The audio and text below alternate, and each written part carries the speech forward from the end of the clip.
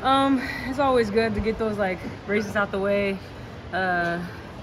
Not the best race that I wanted, but like I said before, I'm no longer running through this big zone with tears anymore. Like, I'm proud of myself for going out there. I attacked this season with everything I had, and I learned some things about myself throughout the season a little bit late in the season, and so now that I know those things, now I can start fresh next year and just figure it out. But also, the season's not done. There'll be meets even throughout, all the way up until the Olympics and after. So I'll just keep chopping down these times. You know, God wants to give me like a crazy time off the Olympic team, pull a Kenny Harrison. I'll be good with that. But yeah, I'm grateful. I'm super blessed, man. I'm 32 years old. Made it to semifinals in my 4th Olympic trials. I can't really say I know a lot of people in the 100 meters that can honestly say that right now, that they have 4 of these underneath their belts. And so I'm proud of myself. I'm doing something that a lot of people my age aren't doing. And a lot of my peers are at home with kids and sitting on the couch, and I'm running with one of the biggest stages in the world, so Olympic trials. So I'm super proud of myself. I can't even hold my head down today. It sounds like you've had a lot of discovery about yourself, both physically and mentally, recently. Do you feel like you can have this next act now in your career, kind of with all that knowledge? Yeah, that's the thing. Like before, I was battling myself, trying to be what I was, and now I'm noticing that I'm a lot more mature. My muscles are a lot more mature.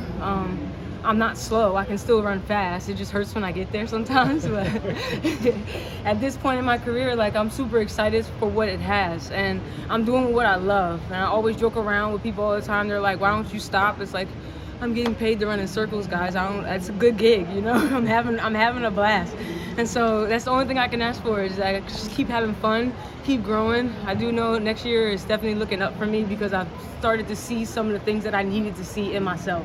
This was the make or break season for me, to whether I was gonna, you know, put my spikes up or whether I was gonna keep going. And my legs are telling me that there's still stuff in there. You know, I know it didn't show out there, but I'm seeing it in practice every day. So. Yeah. You won't get any less sore.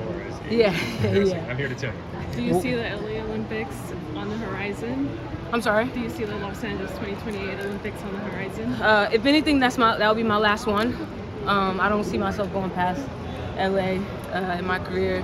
After that, like, you know, I want to have kids. I want to start my family, my own family, train my own little daughter to run fast like me, you know, keep these genes going. So definitely LA will probably be my last little hoorah. So I just have my eyes set on that and just no head down, no sorrows today. I'm super proud of myself. What's kept you resilient? Because like you said, 2012 was your first Olympics or Olympic trials where you made the final, you made the team on the relay at least, right? You didn't compete, but like there's not many people, whether it's the 100 or in any event in general, who's able to say, I've been here for 4 trials. Like, what's kept you so resilient? I'm not a quitter. I've never been a quitter. I know that it's easy to take that route. It's easy to put it down. It's easy to hang up my spikes, to just go get a 9 to 5 and be a regular person, enjoy happy hour, eat like a pig. You know, that's the easy route. I went the hard way, and I've always liked the hard way. I've always loved the climb and the challenge, and I just really want people to see my fight and it to fuel their faith. That's it. It's just to look at me and say, hey, this girl keeps getting up, so I can go to work the next day and I can deal with my nagging boss. I can deal with my kids at home driving me nuts. I can go and live in this inflation and still keep going. Like, I want them to see my fight and know that it's possible to just not quit. Like, you don't have to. It's a choice. It's a decision. And I just choose and decide to just keep going. I have no quit in me. I've never quit anything in my life. And, you know, my mom always tells me we come from a strong stock.